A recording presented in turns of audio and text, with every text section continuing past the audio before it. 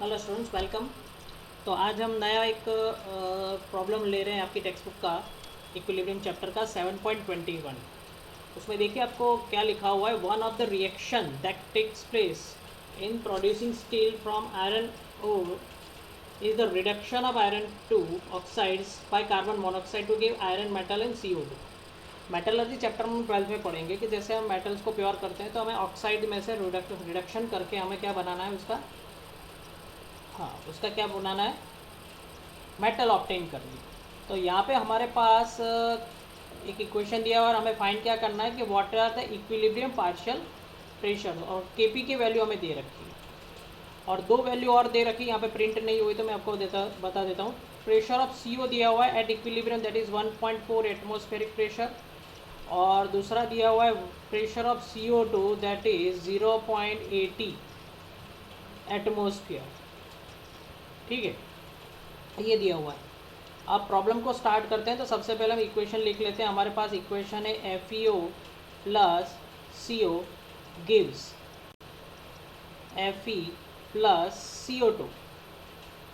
Okay, तो initial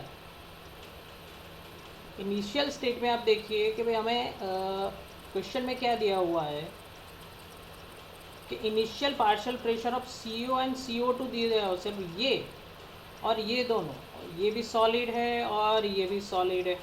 ठीक है, इक्वेशन आप देख सकते हैं। और दोनों क्या है, बाकी के जो एलिमेंट्स है वो क्या गैसियस है। इसका प्रेशर हमें दिया हुआ है 1.4 एटमॉस्फेरिक प्रेशर, और यहाँ पे हमें प्रेशर दिया हुआ है हाउ मच, 0.80।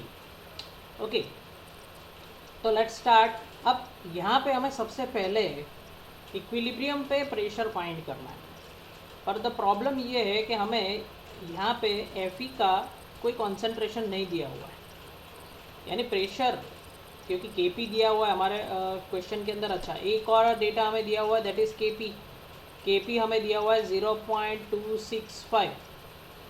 ठीक है, तो इस क्वेश्चन में सबसे पहले हम फाइंड कर लेते हैं Qp। ठीक है, Qp का फॉर्मूला आप जानते हो। Qp का फॉर्मूला क्या होगा, जैसे Qc का होता है रिएक्शन क्वोशंट, इसी तरह रिएक्शन क्वोशंट ये पर यहाँ पे हम लिखेंगे प्रेशर, तो pressure of CO2 upon pressure of CO। ठीक है, प्रेशर ऑफ CO2 हमें दिया हुआ है 0.80 और यहाँ पे दिया हुआ है 1.4।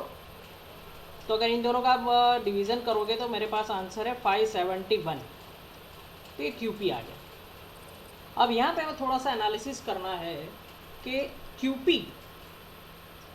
Qp की वैल्यू और Kp की वैल्यू को अगर आप कंपेयर करो तो Qp की वैल्यू 571 है और Kp की वैल्यू है 265। That means our Qp is greater than Kp। That means अभी तक तो इक्विलिब्रियम पहुंचा ही नहीं है। ओके, सो हम यहाँ पे ले सकते हैं कि भाई Kp बहुत ही कम होने के कारण, because of Kp is very less, Kp बहुत ही लेस है Qp से, तो ये बैकवर्ड डायरेक्शन में रिएक्शन जाएगा, it will go in backward direction. ठीक है, ये रिएक्शन कहाँ पे जाएगा, बैकवर्ड डायरेक्शन में जाएगा।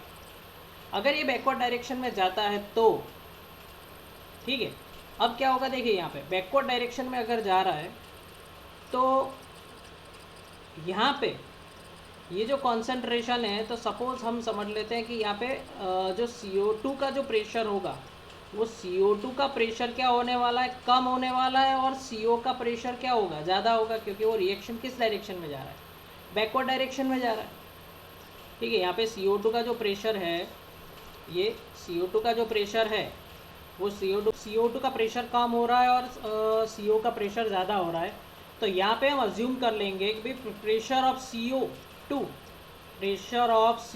जो है वो इनिशियल कितना था, 0.80, और बैकवर्ड डायरेक्शन में जाने के कारण सपोज ये प्रेशर P जितना कम हो रहा है। और यहाँ पे इस केस में प्रेशर ऑफ CO, तो यहाँ पे कितना था 1.40, और यहाँ पे प्रेशर इंक्रीज हो रहा है तो हम ले लेंगे प्लस P।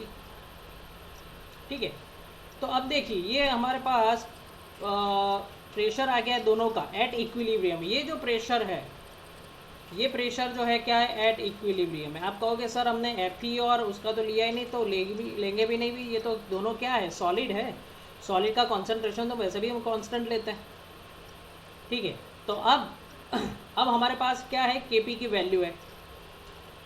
तो हम फिर से केपी का फॉर्मूला लिख लेते हैं। क्या है हमारा फॉर्मूला, क्या होगा, pressure of CO2, pressure of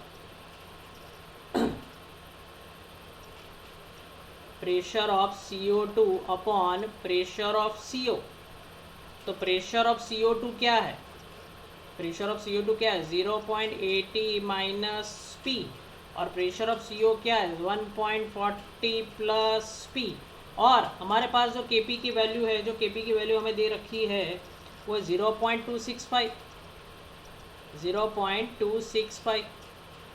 तो आप इसको सॉल्व करो और मुझे बताओ कि P की वैल्यू क्या आ रही है। तो आपके पास जो P की वैल्यू है, मेरे पास जो कैलकुलेशन किया है उसके हिसाब से P की वैल्यू जो आ रही है दैट इज़ 0.339 एटमॉस्फेरिक प्रेशर। ये मेरे पास है प्रेशर की वैल्यू आ रही है, ठीक है, P की वैल्यू आ गई। बट अजी और अभी हमारा टारगेट और बाकी है, हमें फाइंड क्या करना है, हमें फाइंड करना है प्रेशर ऑफ CO2। तो देखिए हमने प्रेशर ऑफ CO2 क्या अज्यूम किया था 0.80 माइनस P। तो आप यहाँ पे 0.80 माइनस 0.339 कर लो, तो आपका जो आंसर आने वाला जो है दैट इज़ 0.461 एटमॉस्फेरिक प्रेशर। और अगर आप प्रेशर ऑफ CO फाइंड कर लो तो 0.80 माइनस 0. मैं यहाँ पे थोड़ा सा ऊपर कर लेता हूँ, आप इजीली देख सकते हैं, ठीक है। तो 0.80 प्लस करना पड़ेगा हमें प्लस P, 0.80 प्लस P कर दिया तो प्लस 3.339। तो हमारे पास जो आंसर होगा दैट इज़ 1.739 एटमॉस्फेरिक प्रेशर। तो देखिए हमारे पास आंसर आ गए दोनों के, किसके, प्रेशर ऑफ CO2 और प्रेशर ऑफ CO के एट इक्विलिब्रियम, ठीक है। तो ये देखिए बहुत ही सिंपल प्रॉब्लम था। वीडियो को पॉज करके आप पूरी मेथड कॉपी कर लीजिए, बहुत ही इजी प्रॉब्लम था, ठीक है। और ये एक नया कॉन्सेप्ट था इसलिए मैंने लिए, बाकी के थोड़े से बहुत ज़्यादा सम्स ऐसे होंगे जो मैंने लास्ट टाइम जो सिखाया है उसी मेथड के होंगे, तो वो शायद मैं आपको इसके वीडियो नहीं बनाऊंगा, ठीक है। पर आप जो कुछ नए और इम्पोर्टेंट सम है जो आपके हिसाब से बहुत कॉन्सेप्चुअल है, वो इसके सारे मैं वीडियोज़ आपको अपलोड कर दूँगा। तो इस प्रॉब्लम को आप देखिए अच्छी तरह और फिर हम आगे और न्यूमेरिकल्स हम सॉल्व करेंगे।